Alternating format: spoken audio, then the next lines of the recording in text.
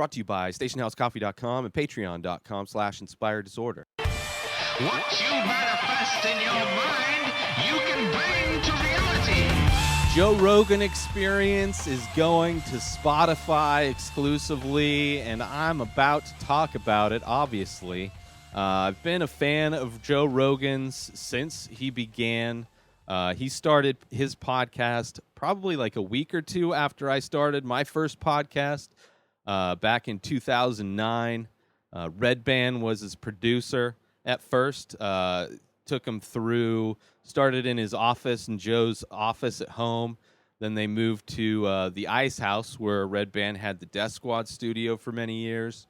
And then Rogan, I think that was when he left the Ice House and got his own studio.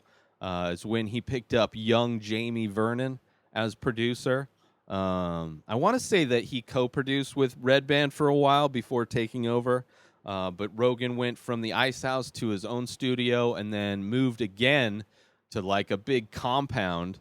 The studio looked the same, but the compound was the big difference, where he's got like a whole gym and like virtual archery and all kinds of different stuff, which I've never seen. I was able to check out and go watch some podcast tapings in the Death Squad studio. Was in there a couple times back in the day when that still existed, but obviously I've never been to either of Rogan's studios. But amazing journey.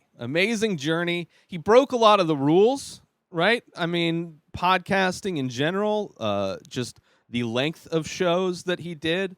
So many people, there's always like these quote unquote rules that people have, and a lot of it's, old school kind of radio or broadcasting stuff where, you have to do certain things and you have certain time slots and you can't go long. Where Rogan was just doing long interviews, long conversations, not even interviews, long conversations, from 1 to 3 hours long. But people loved him. They were great conversations because that was another thing he was doing. He wasn't doing interviews. He was just having conversations with people, and a wide variety of people, from his friends and comedians that now have amazing podcasts themselves, like Tom Segura and Joey Diaz and Ari Shaffir and Duncan Trussell, but also just other interesting people. I think when he started having just kind of, after leaving Death Squad, the Death Squad studio, which he started to have more like scientists and things like that on, like early days when Rogan was still in his office, he had like Anthony Bourdain on, and I think in the Death Squad studio he had there were some big ones like Tyson. God, what's his name? The scientist. Oh, I'm blanking on his name. Neil deGrasse Tyson. He was one of the smart scientist people that came on during the Death Squad studio days. But once he got his own studio, I think that's when, and got his own producer, Jamie. Really took off because, and he was doing things different. Like he refused to do mid-roll ads. Now I don't know where that stands. I think with editing he may have some mid-roll. I know the YouTube version of the show has mid-roll ads, but that's more of YouTube. But yeah, just long format, no mid-roll, and just had great conversations with interesting people. It was pretty simple. But then he started churning them out, doing them like multiple times a week. At some point, I listened to every single Joe Rogan Experience up until around 1,000 episodes, and then I stopped. Because once you've heard Rogan talk to 1,000 people, you kind of, he's not saying anything new. Like everything he says, I could almost anticipate his response to things. Very thoughtful though, and Rogan's changed his opinions over the years. I mean, when he first started podcasting, he wasn't into hunting. The UFC wasn't the number one sports thing that it is now. Um, and his comedy was different. I mean, he's put out a bunch of specials since he started. It's crazy how it's really helped evolve Rogan from like this meathead kind of guy to a really thoughtful somebody that I looked up to as far like a father figure in a lot of ways. Just like his work ethic, his dedication to the work that he does, trying to do things the right way and do things at a high quality. I just really appreciated it. So hearing that he got this exclusive deal with Spotify was great news for him. I mean, he's already wealthy, successful comedian, commentator for one of the biggest, sporting events with the UFC, and also, I mean, he was getting paid. I forget what the amount was, but there was some article that came out that was talking about how much he was getting paid for his advertising, like $30 million a year, some crazy number. So he was already super successful with what he was doing on his own. But for Spotify, apparently, I guess Joe had never put his podcast on Spotify, never had it available there. So that probably made it more enticing for Spotify to pick him up. But $100 million, at least disclosed. Who knows if there's any other like back end money that he gets also. But an exclusive deal with Spotify is amazing. Definitely. I mean, as far as podcasting is concerned, he is the gold standard. He is he's probably one of the most popular podcasts in the world. And it's makes sense. Makes sense because he's the most thoughtful person. He's willing to be wrong.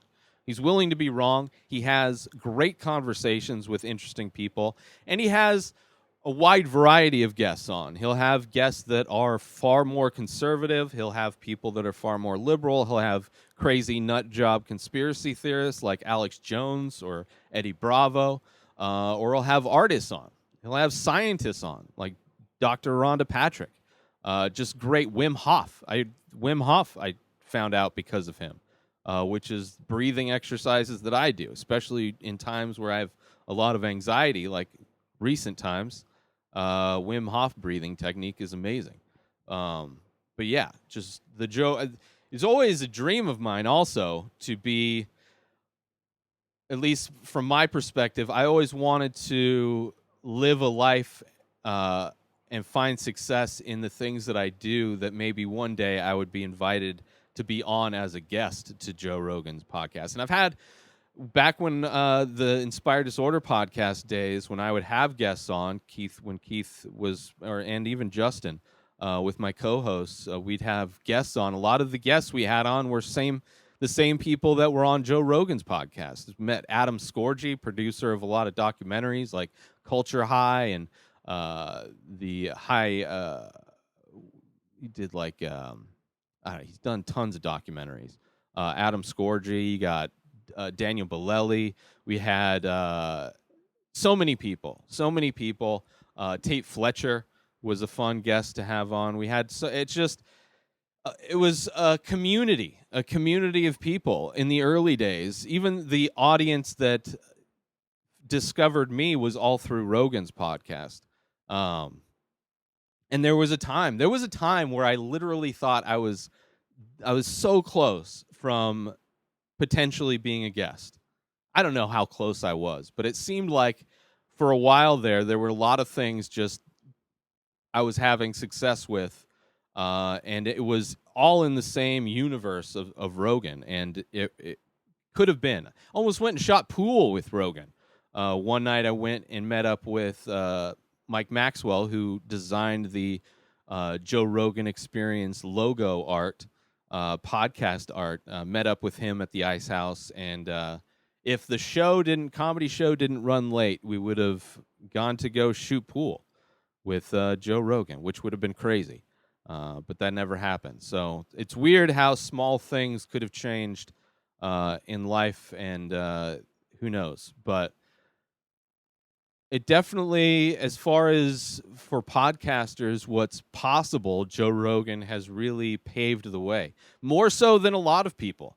I mean, a lot of people like Adam Carolla and different people that came from radio, they never really evolved the art form any. They just kind of produced podcasts as if they were radio shows, which is stupid because radio's dead. The reason why radio produces things has nothing to do with anything. It was just a formatted structure they did because radio's radio. Same thing with like movies and TV shows.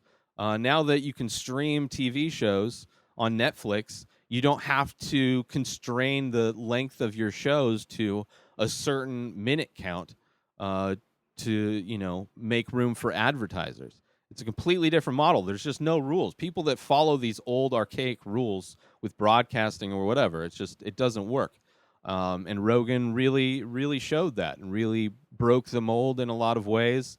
And he's found success in every aspect of his life. And it's definitely something to be admired and something to look up to, which I appreciate. So him going to Spotify exclusively, it sucks for humanity because it's not going to be as available, but it's still going to be free, which is good. And Spotify, it's a big move from Spotify to try and really get a big audience, because Rogan's got a huge audience, and it's a big deal. So good luck to them, and it'll be interesting to see once it does go exclusive. It'll be interesting to see what it changes, if anything. See if other podcasts start getting picked up in similar ways. But yeah, congratulations, Joe Rogan, and congratulations, young Jamie. I can't imagine the success that guy's had and the rise with all of this. It's amazing. Be sure to check out our sponsor, StationHouseCoffee.com, and Station House Coffee on Instagram for small batch, single origin, premium coffee brewed in Vermont, shipped directly to you. Make sure you follow Station House Coffee on Instagram and go buy your coffee at stationhousecoffee.com. Also, check out the newly released Patreon, patreon.com/inspireddisorder. For only $3 a month, you could become a member, get access to the full week of The Ray Taylor Show, binge the full week in video and audio form, save massive amounts on The Many Faces with a coupon code that's specific to Patreon, and you also can download the raw PSD files, the Photoshop files for all the Photoshops that I do. So for only $3 a month, become a member over at patreon.com/inspireddisorder and get all those benefits and more. Patreon.com/inspireddisorder. New episodes come out every single day. Subscribe on IGTV, YouTube, and everywhere else podcasts are found. Go binge the full week over at patreon.com/inspireddisorder. Buy the merch for The Ray Taylor Show over at inspireddisorder.com and follow The Ray Taylor Show on Instagram.